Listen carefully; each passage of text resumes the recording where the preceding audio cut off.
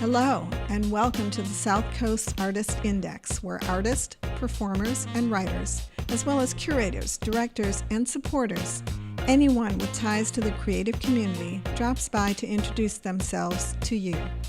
We'll talk about their beginnings, their vision, their passion, and so much more.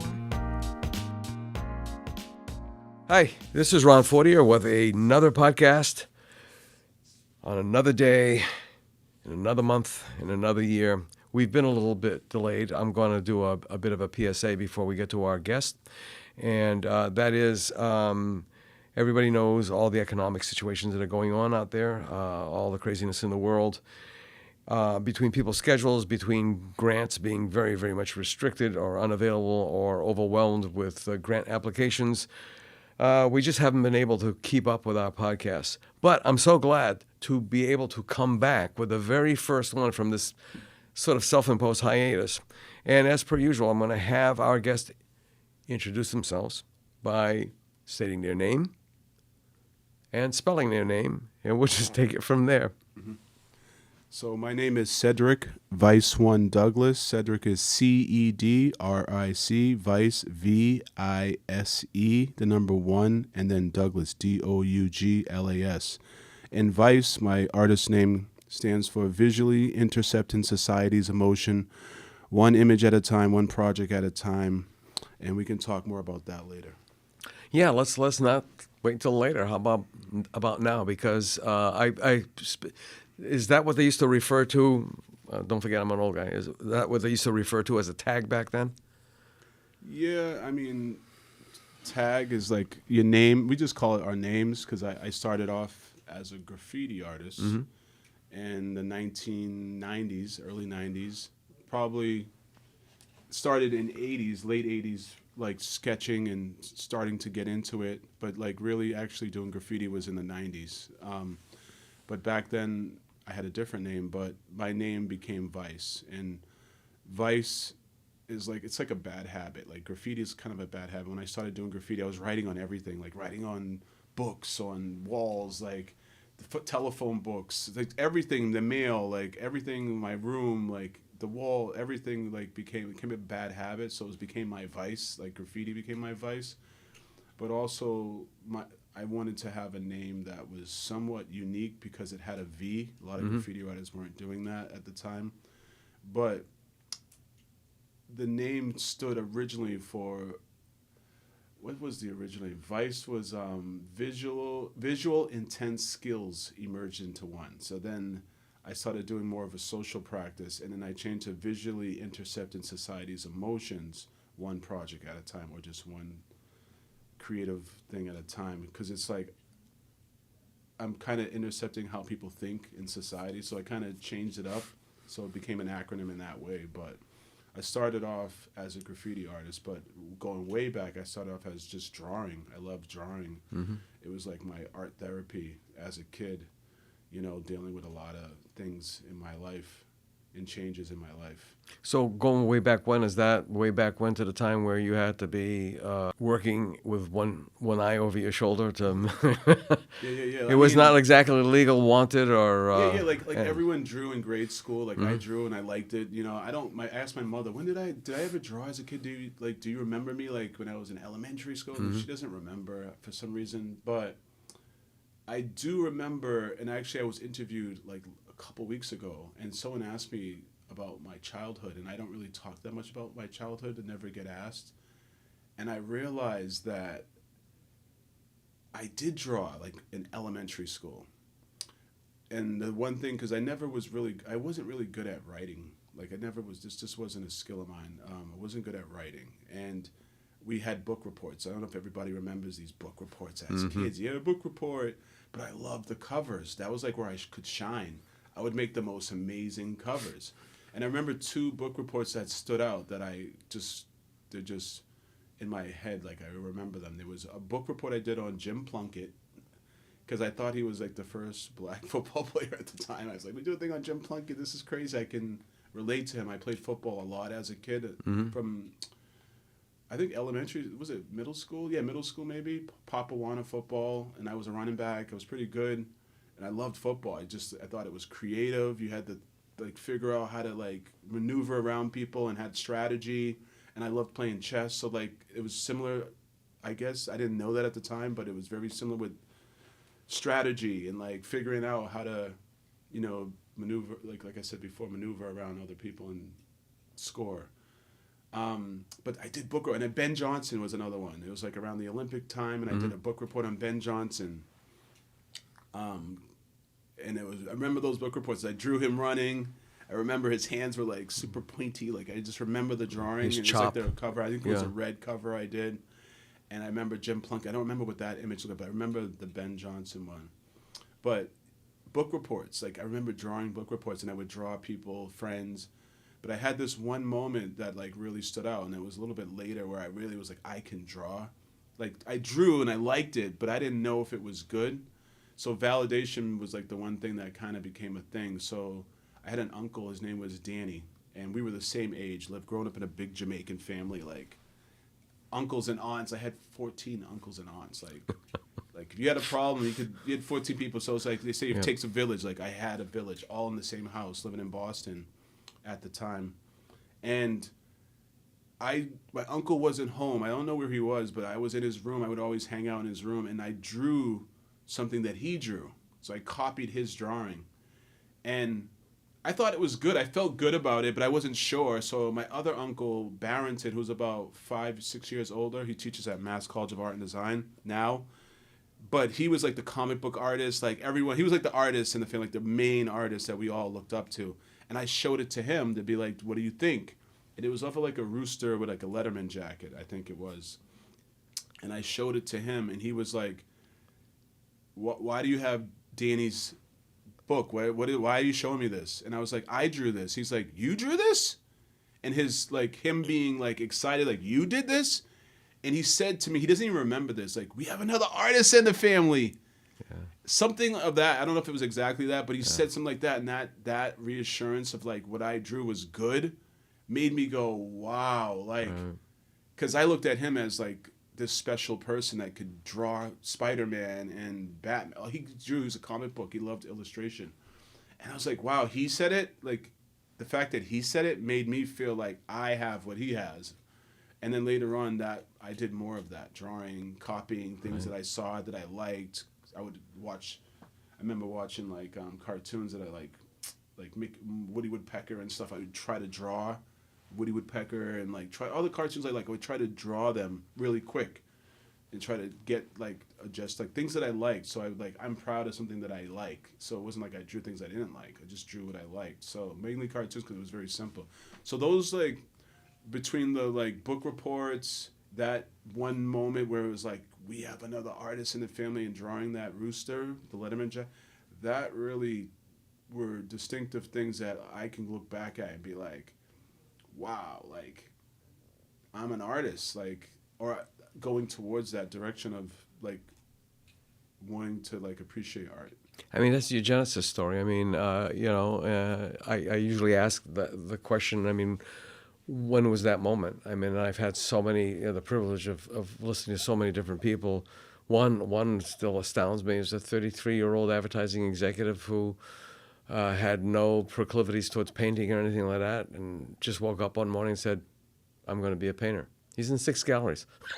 It's like, where do these things come up from? And then you were talking about doing Woody Woodpecker and such. I went to school with a guy, I don't know if he's still alive. We went to school at Immaculate Conception. His family was from the Azores. His name was George Cardoza, and he was the big gun, so to speak, in school because, he was a really good artist. And he practiced by drawing the Saturday morning cartoons, which, if you've ever taken a figure drawing class, you know how, especially when you're doing gesture drawings, how difficult that is for beginners. Yes. But imagine being able to snapshot, because back then there was no stop the tape, stop the stream. And I always wonder, and it's funny because so many artists like you always went to the popular culture. It was either the cartoons like on television, the cartoon characters, or the Justice League, or for me it was a little bit different.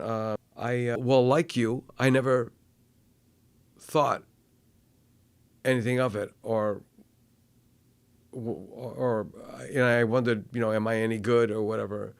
But it's still an interesting life.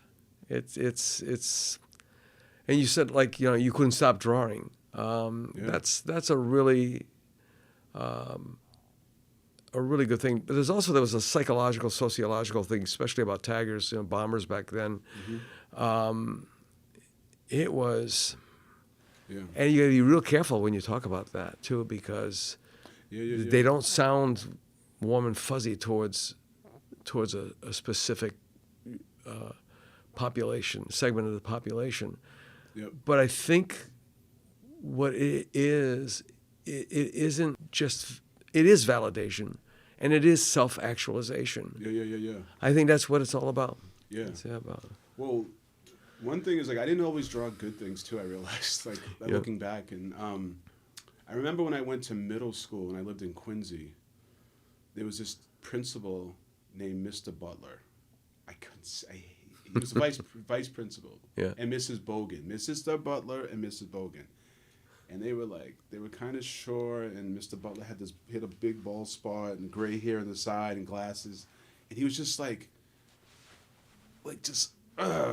he was always yelling at you about something. And Miss Bogan, she was just always mad.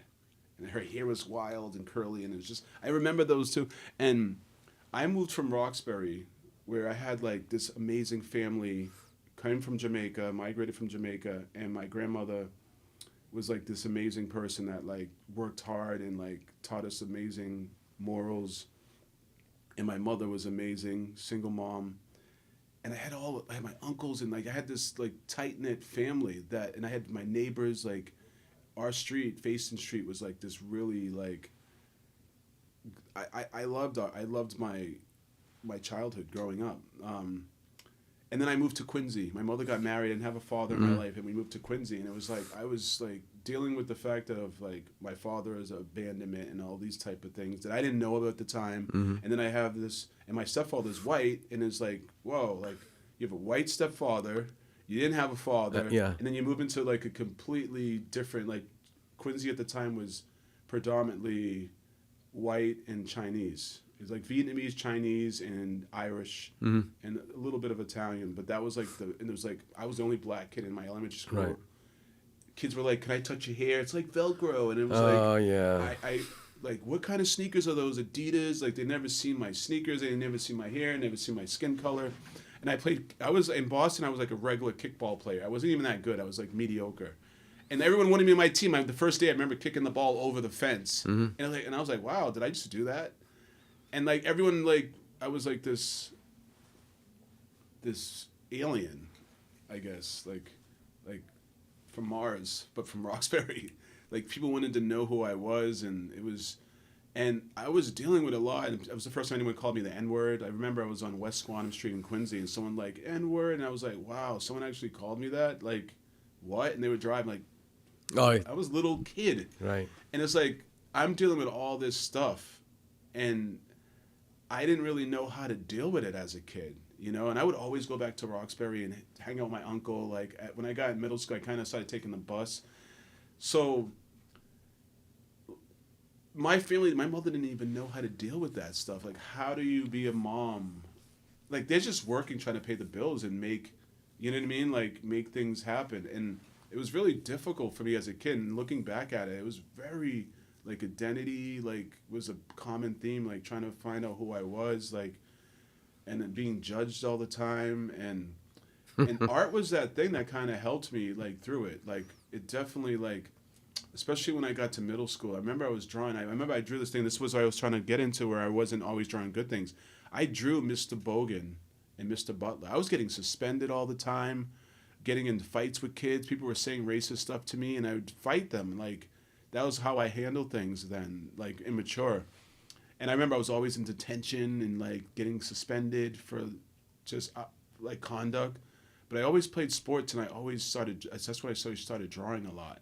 And I remember I drew Mr. Bogan. I would probably get expelled and probably get detained probably for this. I drew Mr. Butler like getting his legs cut off, like and Miss Bogan like dead with like a knife in her. Like I probably would have got. They would have called the police to come in. Like, what's wrong with this kid? Back then, and I remember my parents coming and be like, "Why is your son drawing people like?" Because they didn't understand what I was going through, and I was like, they're just judging me and saying he's a bad kid and saying all these things. I'm like, I'm not a bad kid. Like, I'm a good kid.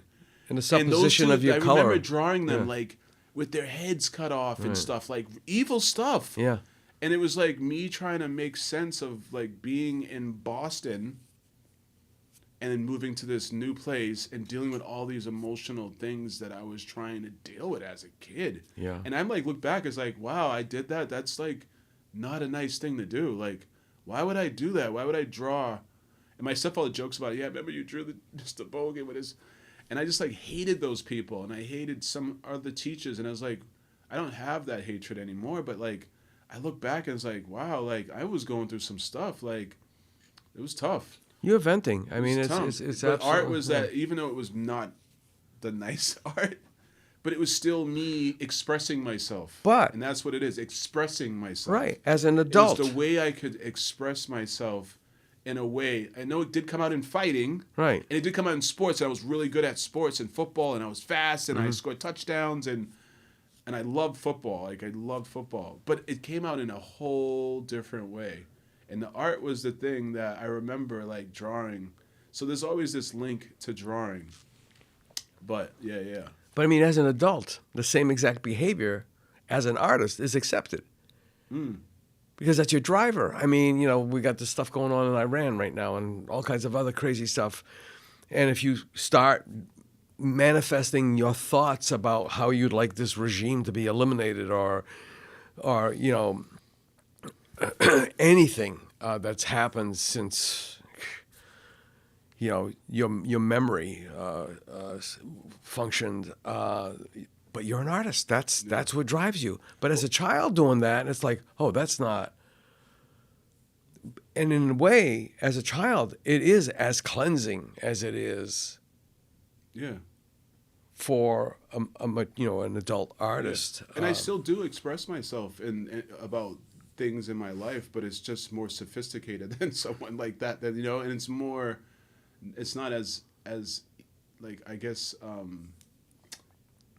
evil's not there's a better word than evil, because that's pretty evil, have someone with their head cut off. Well, it's violent. It's more productive, I guess.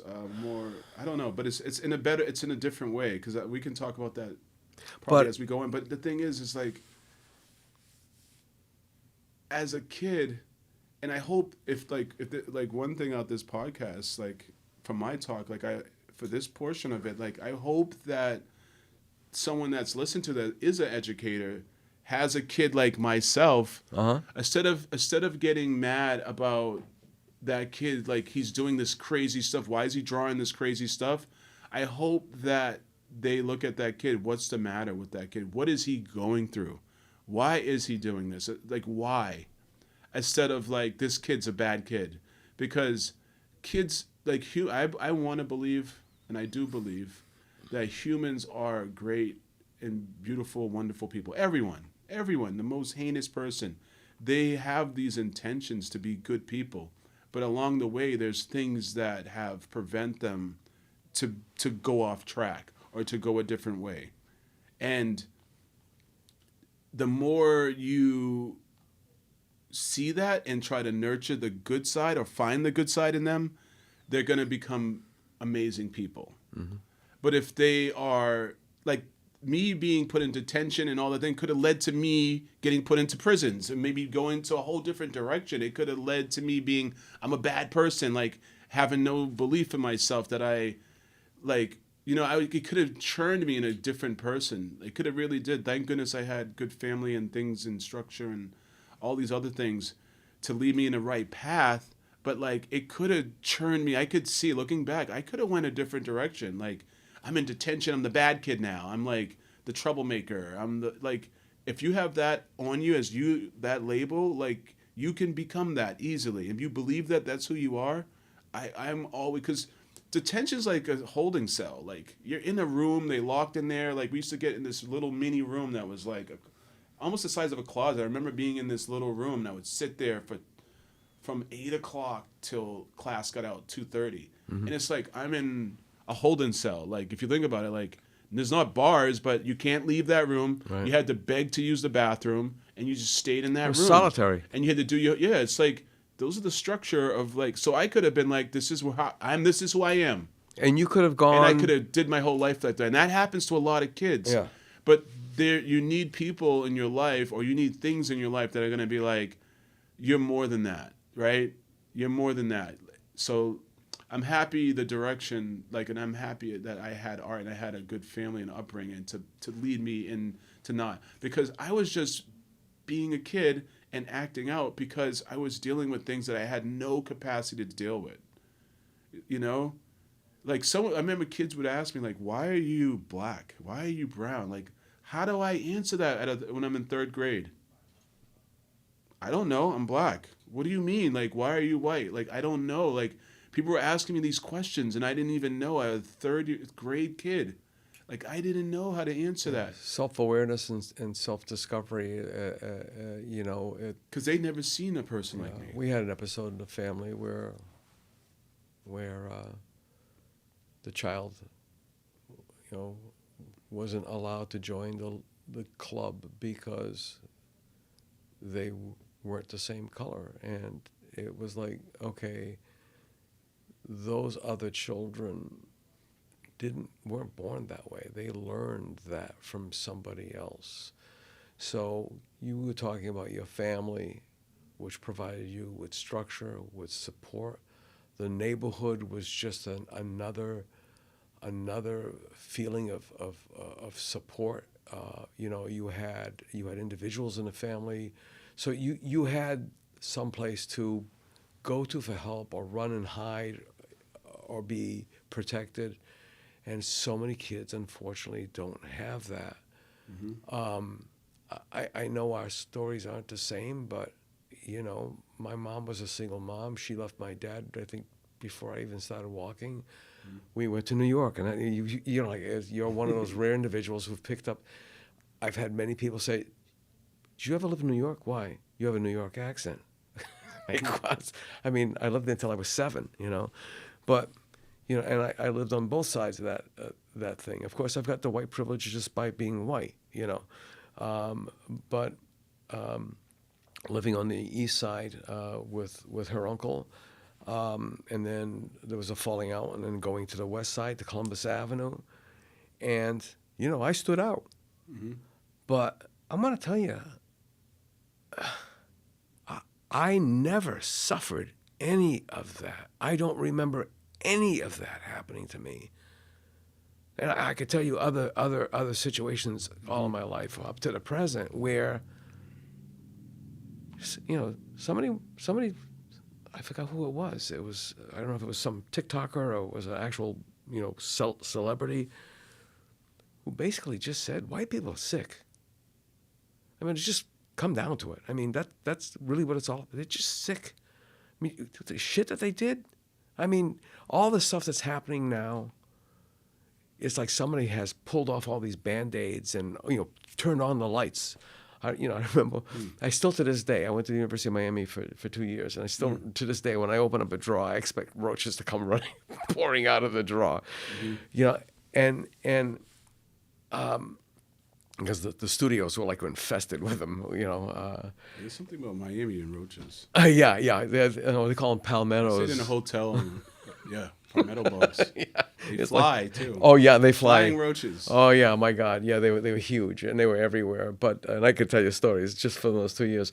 But the point being is that it's covered it's covered under the cape of religion. And you know, and it's being an artist is a coping mechanism. Yeah. You know, I started, you know, these are my pieces here in the studio. Oh, nice. I was you know, doing abstract expressionism for the longest time because it was very technical, very intellectual, believe it or not. It wasn't just about throwing paint and, You know, you see the cliches of the stereotypes of abstract artists. They're just throwing crap on canvas and just, oh, I like that drip. No. So anyway, family member spoke about an episode of The Family about slavery, and I had dabbled with Indian, the First Nation genocide, because a friend of mine at the University of Miami the guy was phenomenal. He was a collector of Southwest Indian art and artifacts. Introduced me to a whole nother thing. And anyway, there was just something inside of me that raged against injustice, that raged against ignorance. Mm-hmm. And so I went down the path of, like Philip Guston with conscientious, socially conscious expressionism. Mm-hmm. And even on that path, it wasn't that simple. There's just too many causes and not enough time to paint them all. Mm. Mm. So I started going inward and dealing with family members and doing. I can't explain it. I think we all, as artists, and that's why this series of podcasts and this organization, the Artist Index, is so important, is that we all have a voice. Yeah. We all have a voice, and, we've all been beaten and battered in various ways for the color of our skin, for our stature, whether we're too big or too small, our ethnic background. I tell people my dad was French Canadian, my mom was Portuguese. That was considered a mixed marriage back then. Yeah. Well, which even happens like Jamaicans going, "You're marrying a Haitian?" Yeah. Jamaica and Haiti. It's right. Yes. It's a crazy ass world. Jamaica and Haiti's crazy. Yeah. It's like I always grew up. They never. It's like always trying to one up each other. Yeah. You only got two jobs. You guys all came from like West Africa. Yeah, exactly. It's like Dominican Republic. When I was in Haiti, I did a mural project down there, and Dominican. It's like the same island. Exactly. Dominican Republic is like there's like a line. Right. It's the same land, and they don't like each other. One's a lighter skin, and one was like imperialized. By Spanish. Or somebody once said Hispaniola. Yeah. It's like you came from West Africa. Yeah. You probably have ancestors that are, and family members that are on the other side. Like we don't like them. Like your skin. Like, but I want to jump back to something you were saying. Is like I don't believe you said something about being tortured. I don't think it was really torture. And there was a lot of people that actually appreciated me being black, and I had a lot of friends growing up that actually oh, he's cool, I like him, and so it wasn't it was all bad living in Quincy. It also I learned a lot about other people, you know what I mean? I learned about there wasn't a there was Asian people at my school, but I didn't have that many Asian friends, and I had some really cool Asian friends growing up, Vietnamese from Vietnam, friend from China. I had this friend, I can't remember his name now, and he moved away. He moved to Charlestown. It was best friends, and there was some family members that really accepted me too. That were "What? He's a good kid. Why can't you be like that?" I was raised my mother, my grandmother, how I was raised was you respect other people. In Jamaica, respect's more important than anything. Oh, the person, he tried to kill me, but he respected me.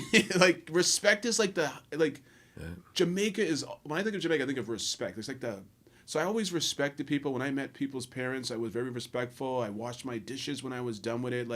When you use something, you wash it. I was raised like that.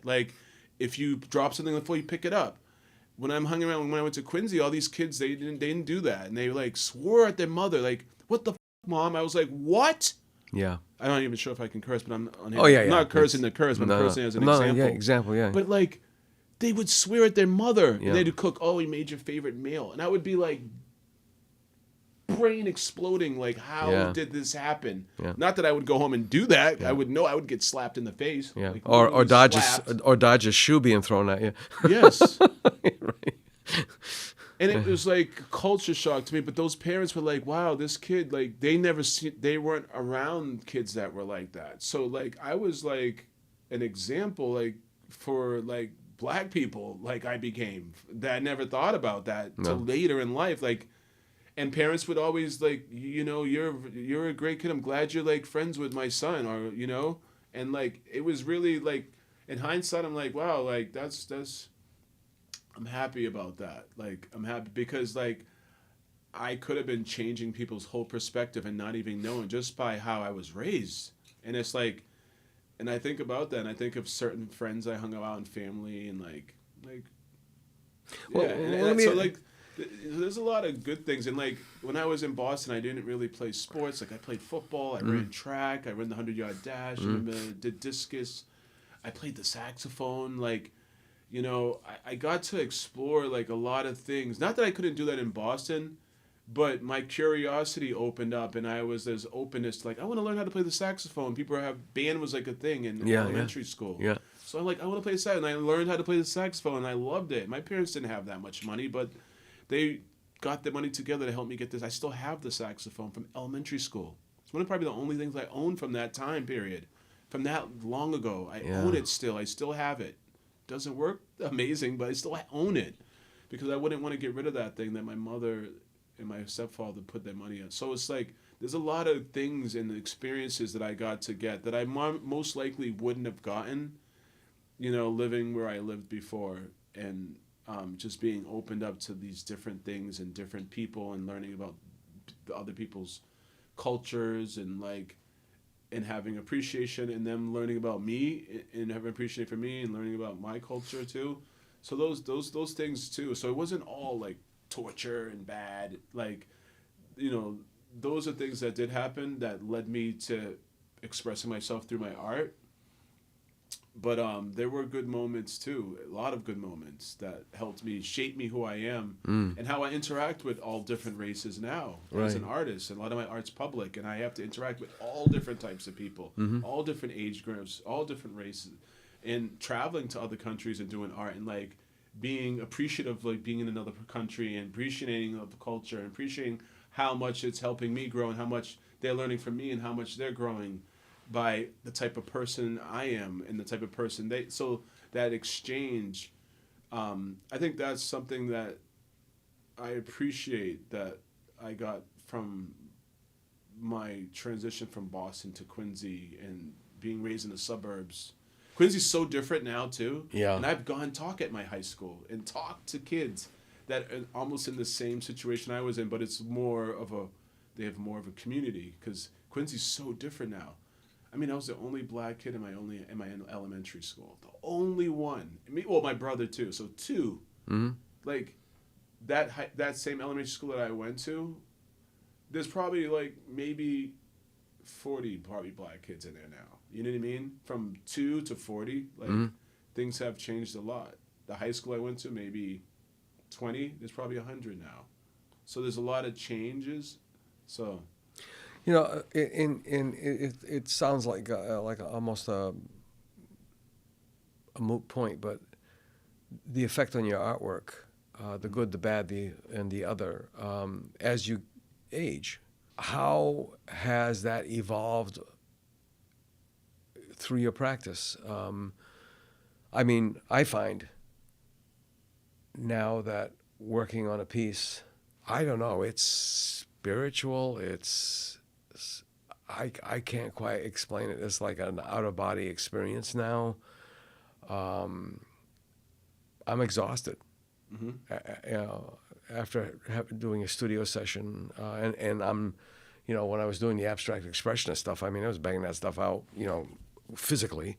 You know, it was still intellectual, it was still thought out and such, but, you know, it's much more detailed kind of work and such.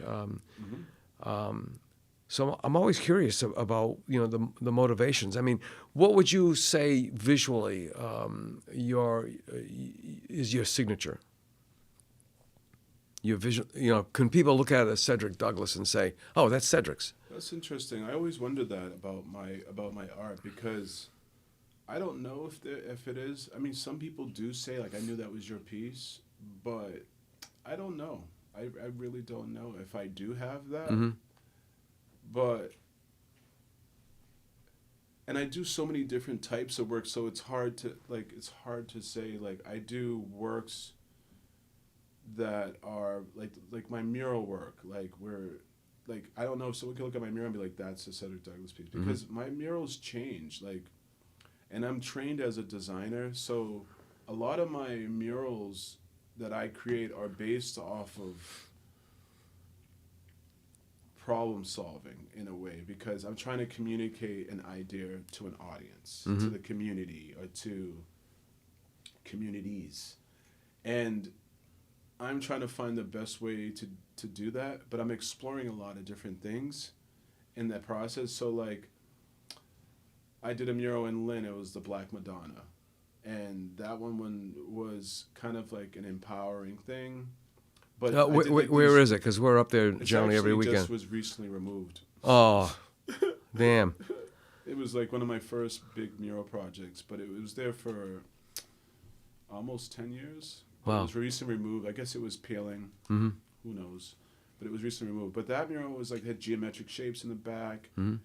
And it was kind of like futuristic. It was kind of like, I'm not an Afrofuturistic artist, but I was kind of exploring that kind of feeling of like something that's like, looks like it's of the future, but it also like Mary or Madonna is like so like ancient, like of the past. But I was kind of giving this new like so powerful, eternal and beauty and blackness, and yeah, there's a lot of things I was trying to explore with that. But then I have a mural in Roxbury that's of Donna Summers, and it's just her trying to capture her essence of who she is, and it's just a black background, and it's just really isolating the individual, who she is, she's actually went to high school my mother went to, and she's from the community, and like, so it's like kind of a memorial to her. It's probably the only memorial of Donna Summers in the state or city where she's from. So it's like there's a social lens to both murals, like having a Black Madonna, like, you know, there's a social, you know, commentary in just that alone, and creating a memorial for Donna Summers is kind of like, I don't know how much social commentary is in that, but it's just like paying homage to an individual who has like probably one of the most talented musicians or creative people to come out of Boston. You know, like she had two double albums, which is hard to create a double album and for it to be successful. Both albums went platinum. To create double albums, she's gotten Grammys in 5 genres: gospel, R&B, disco, like rock. Like she's gotten great, like so talented. Her rec, like, and her voice is beautiful. So like to like, it's an empowering thing to hopefully people that younger, like, I can make it coming out of Boston. So like, I don't know if there's a distinctive style. That's not even my other work, which is performance based or object and remixing of objects, everyday objects for social messages. So like, I don't want to pinhole myself like in like this it's a style, but I think having an aesthetic that everyone recognizes is important, because people in pop culture like, oh, that's a that person, that's a Picasso, that's a whatever name you want to put beside, and it's like you connect to it because it's like becomes like a brand. And as a designer, I know the importance of a brand, right, and how brands cause people to just feel comfort and like, that's the brand, I identify with that brand. And if it changes up, you might be a little confused and you're not sure if I'm with that person or that brand or whatever. So I think that part, I struggle with that. Like, should I just redo the same style and make it look recognizable more? But I'm like, no, I'm just going to express myself. And however that takes shape and form, it's going to take shape and form. Because I just want to be truthful to myself and just create work that each work, like, visually intercepting society's emotion. Like, I want to intercept how you see the world in this society that we live in, like, and have a different opinion or think differently a little about something, or think, so that's where I want to bring change or make people see things, and then from my perspective or from perspective of people that I, Right. Do you consider your work a mirror for people? Yeah.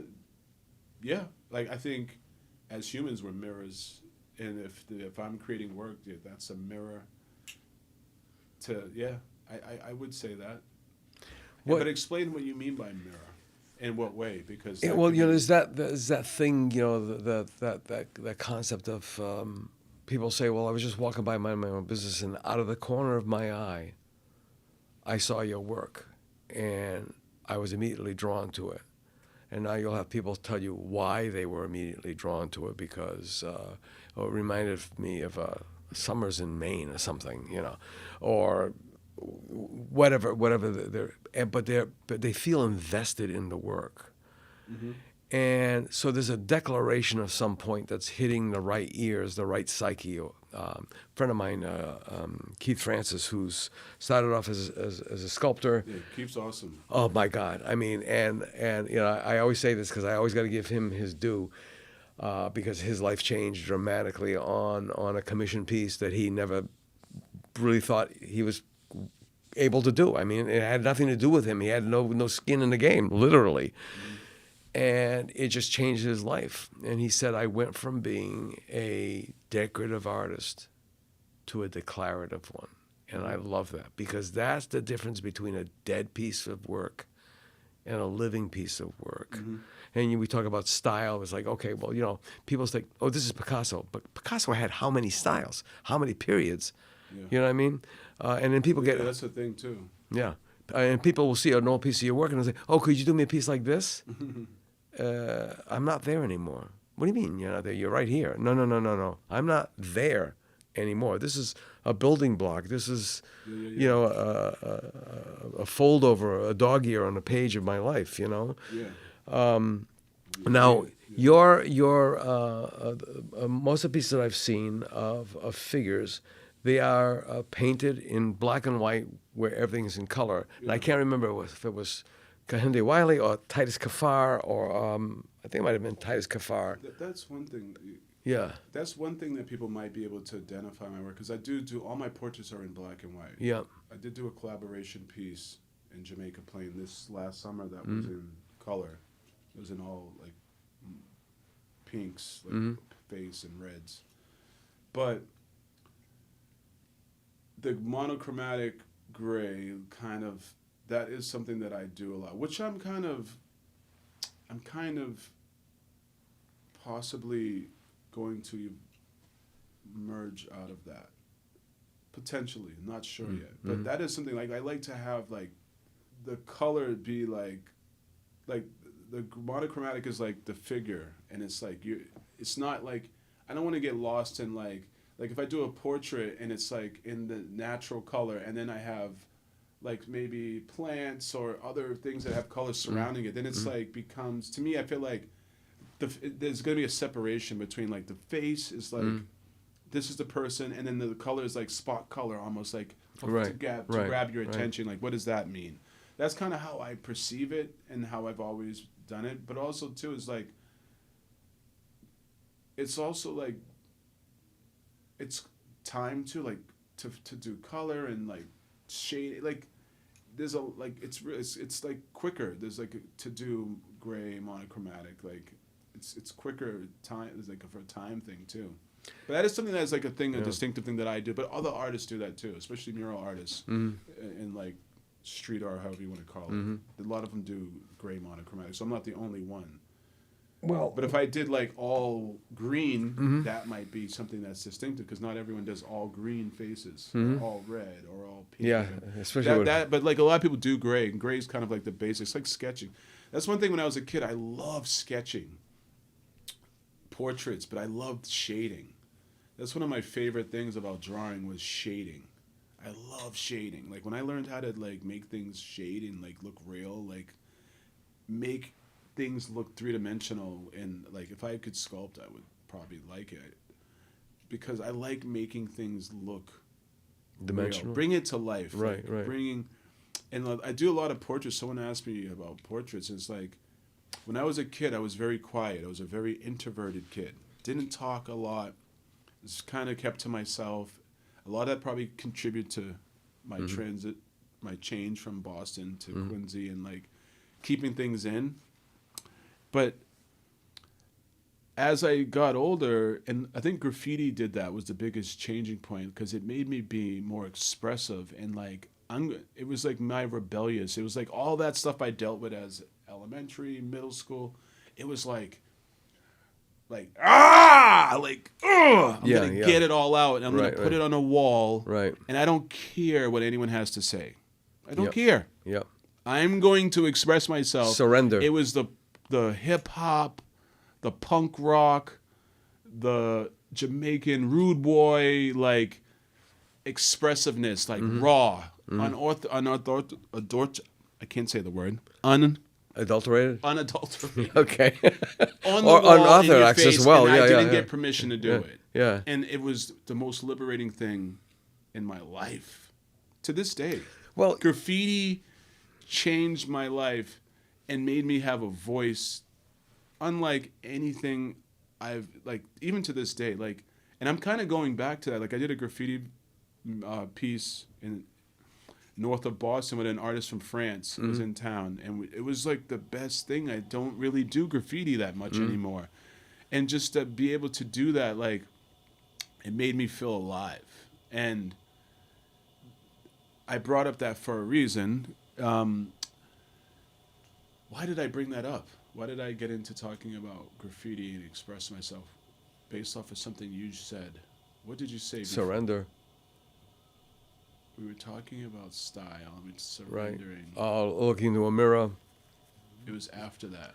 No, we'll come back to it. Yeah, That's yeah. how it works. Yeah. But yeah.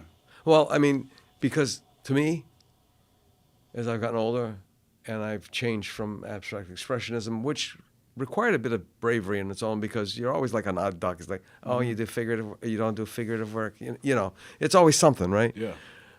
It's like that old parable of the man and the old man and the donkey, and he's traveling through these towns, and people are driving him crazy. Yep. So, and then he throws it in a well or something like that. I don't know. But this idea of bravery, especially for me with socially conscious expressionism, you're going in places where you're going to have to take it. You're going to have to take the drawback on it. You know what I'm saying? You're going to have to take it, because you can't say something and not mean it. Mm-hmm. You have to. So for me, that is what it's all about. And I look now at graffiti artists, and I realize how much bravery is involved in it. Because number one, it came from a very brave act. It was a little bit more than, gangs, scent marking, lifting your leg on a wall because, this is your territory, right? Yep. It evolved into making statements. And those statements weren't things that were universally accepted. Mm-hmm. It only really spoke to, had a voice for people like you. Mm-hmm. Because trying to talk to the oppressor, to use that term, they weren't in that neighborhood. They weren't going to be exposed to this, and so on and so forth. So there was bravery, and I think now, especially with the political climate, they always say that there's an uptick in art whenever there's this kind of pressure on us democratically, and it does require an enormous amount of bravery, because if you characterize the person living in the White House, regardless of what time period we're living in, you're going to get blowback from the people who support them. Yeah. I don't know. So we're a little bit more than we're a lot of things. Yeah. The thing is, and the one thing with graffiti is that it's always funny, because people always they'll see a portrait I did, and they go, I love that portrait you did. But I don't like that scribble they did over there. And I was like, I used to do that scribble thing. And I think, do you know that there's technique and there's a sensibility that goes into making those marks? Mm-hmm. And that I've risked my life making those marks, and, went to jail for doing those marks. Not prison, but I got locked up, arrested for doing graffiti when I was 16. And I have to always try to explain to people and try to educate them. And they usually go, yeah, I get what you're saying. But they really aren't listening, really, or really trying to understand in that way. Or maybe they just don't, they still have their belief but there are some people that are just transformed and go, wow, I didn't know that. And I've sent them movies, and I watched that movie you told me. It was amazing, like Star Wars. It was amazing. Like, I get it now. I get it. I was in Cambridge one time, and there was this wall. It's like a legal graffiti wall. It's in Cambridge in Central Square. And I used to go there. It's like fishing. Like, I go just practice and just talk to people, play some music, have fun. And I was in this alley one day, and this guy walked by. And he came up to me. He had like a bag, like he was coming from work. And he goes, I'm painting a portrait, like a really nice portrait. And he comes up to me and he goes, I like what you're doing, but what does that say? What is that? Like, I know it's graffiti, but what? Like, I try to read it. I don't understand. Can you help me out? And I stopped painting my portrait, and I said, you know, this is an A. This is a T. And I started breaking down the letters. And he goes, oh, I see it now. Oh, you know, I walk by here almost every day, every weekday, and I look at this stuff and I can't read it. Thank you for helping me understand it. And I said to him, I love that you didn't care about what I'm doing. And I love that you did acknowledge what I'm doing, but you focus on the career, because this is what I came from. This is how I express myself, and we call it style writing. Like, we're writing our names with a creative style. And I later went to college for graphic design and learned about typography, learned about the letterpress, learned about how to create typefaces naturally, like, which is like graffiti. And I talked to him about all this stuff, and then he talked about some movie, and then we talked, and he goes, I'll send an email to you. What's your email? I gave him my email. He sends me an email. This guy's an MIT professor. And it just made me go, wow, this MIT professor walks by here, coming from, because MIT's right down the street from this wall, and he is appreciating the letters in graffiti. And 80% of people I meet, they like the portraits and they hate the graffiti. They think it's a bunch of scribbles, they think it's vandalism. I have to explain, like, you know, it helped me express myself. It gave me identity. Your name is like, because your name is like, it's like, your identity is your name. And your Ron. Yeah. Cedric. And your name is your identity. Yes, you write it on a paper, you sign it, everything. It's a way to confirm authenticity is your name. Right. You sign a check. Right. You sign a document. Right. Your name is the basis. It's a visual representation of who you are. And that's what graffiti is. That it's your name. It's a visual representation of who Cedric is. But it's not Cedric. You create an alter ego and a new identity, because you can't just write Cedric, because Cedric Douglas. Oh, that's him. That's arrested for vandalizing. So you create a name that describes. We all have nicknames. Right. Version of ourselves. You know, with the social media, everyone has a new version of themselves they want to put online and become a new version. So we all can relate to wanting to be Superman. We're like, at day I'm Cedric, at night I'm Vice One. Like That's what I loved about graffiti, is that I can be something more than just Cedric, that my birth name that was given to me. I can be a Vice One. I can express that in a way that's creative. And I love when people understand and get that, and really can understand the importance of graffiti in that. And we live in a society, we all robots, go with the flow. We got to work 9 to 5, up, lunch, eat, time to eat, sleep. Like, graffiti is breaking all that. Like, no, I don't have to sleep. I can go paint at 1 in the morning. I'm going to go do that. I'm going to write my name on that building. No, don't touch that building.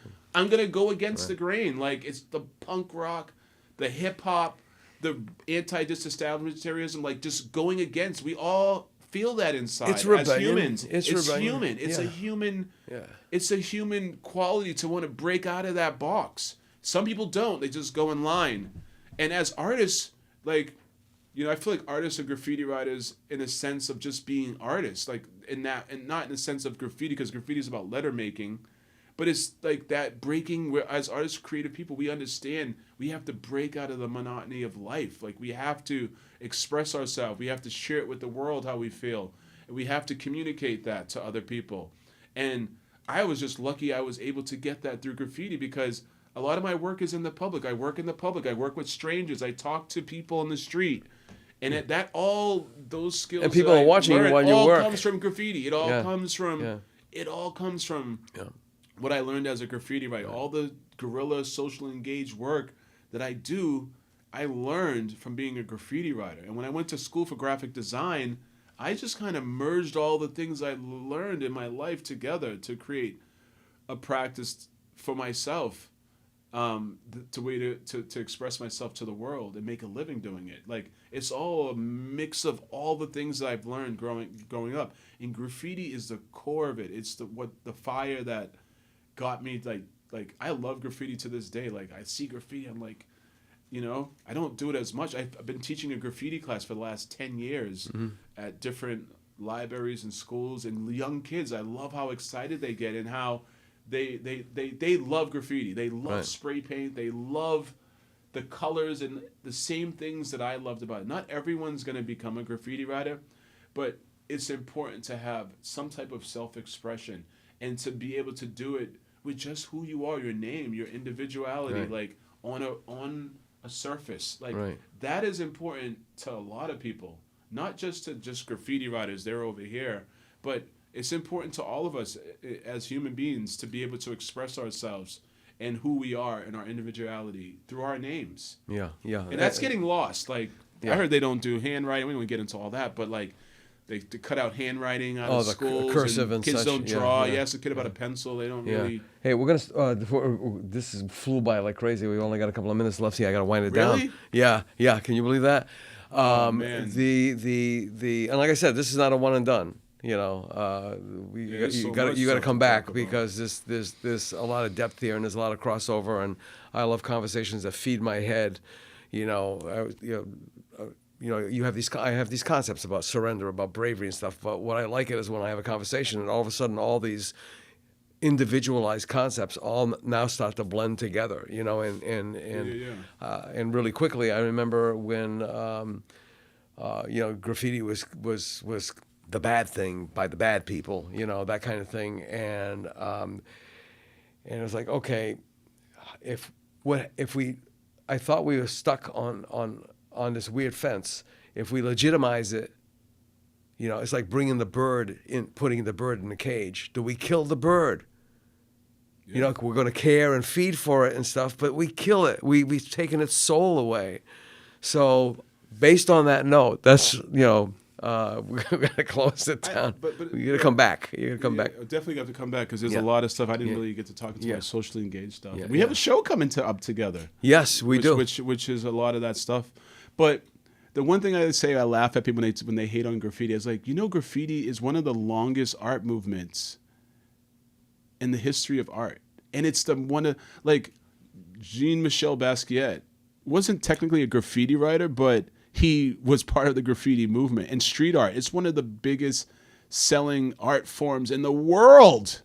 All over the world. I painted with an artist from France, amazing person. And we came down there and we painted a wall. Like, it's a community beyond. Like graffiti is like, it's public. I don't know. It's public art. Like, people are like, oh, Banksy. Banksy used to be a graffiti writer. You talk about all these people, like, a lot of people have roots in graffiti. And it's like, it's one of the bigglike art movements in the world. Yeah. In Europe, it's huge. Going since 1960s, 50s almost. Graffiti, pre-hip hop. So like graffiti is like, but I do want to do. Go ahead. I know. It's democratic. Yeah. It's weird because I never really talk about graffiti that much. You got to come back. It just came up because of what we're talking about. I got to wrap this up, but we definitely got to do it. Maybe next week if you're available, whatever. We'll throw another one in because there'll be a part 1, part 2, or just do a part 2, or just a different episode. Just to carry over to the other one. So, folks, we've been speaking today with Cedric Vice Douglas, and I always hate it when because we've got a time constraint, but it's probably good too because we'll let some of these things percolate, and we're definitely going to have him back. And thank you so much, Douglas. We really, really appreciate it. Cedric, which brought me to another thing, is having 2 names that are first names, right? Which is a whole other story in itself, right? But anyway, and with that in mind, folks, let's take care of ourselves. We really need to do that by whatever means necessary. And when we take care of ourselves, part of that involves being kind to other people as well. Mm-hmm. So we'll see you next time. Bye-bye. Thanks for listening to the South Coast Artist Index podcast. For more information, please visit theartistindex.com.